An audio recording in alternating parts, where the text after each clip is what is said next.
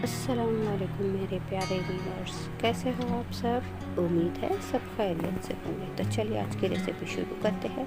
आज हम बनाने वाले हैं गाजर का हलवा। इसके लिए हमने यहाँ 1 किलो गाजर लिया है जिसे कद्दूकश कर लिया है। साथ ही हम जो इसमें आधा लीटर फुल फैट मिल्क शामिल करेंगे और हिस्ब जायका शक्कर शामिल करेंगे। आप जितना मीठा खाते हैं उतनी शक्कर शामिल करें।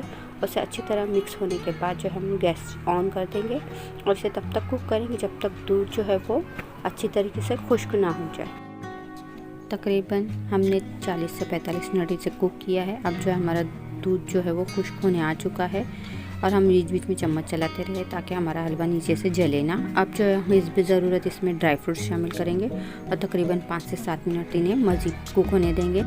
अब जो है हम इसमें 1 बड़ा चम्मच जो है देसी घी शामिल करेंगे और उसे चलाते हुए भून लेंगे। जैसे ही हमारा हलवा जो है अच्छी तरीके से खुश्क हो जाएगा तो हम इसमें तकरीबन 100 ग्राम के करीब मावा शामिल करेंगे। आप चाहो तो इससे ज़्यादा भी शामिल कर सकते हो या कम भी कर सकते हो। हमने यहाँ पर 100 ग्राम जो है इस वक्त शामिल किया था कुकिंग में।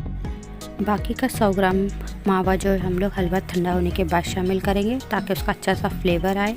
आप जो है इस रेसिपी में दूध की जगह पर कंडेंस मिल्क का भी यूज़ कर सकते हो जिससे आपका हलवा जो है और जल्दी तैयार हो जाएगा। अगर आप मेरा वीडियो पहली बार देख रहे हो तो सब्सक्राइब करना ना भूलें, साथ ही बेल आइकन को भी हिट कीजिए ताकि नए आने वाले वीडियोस की नोटिफिकेशन आपको सबसे पहले मिले। Thank you for watching.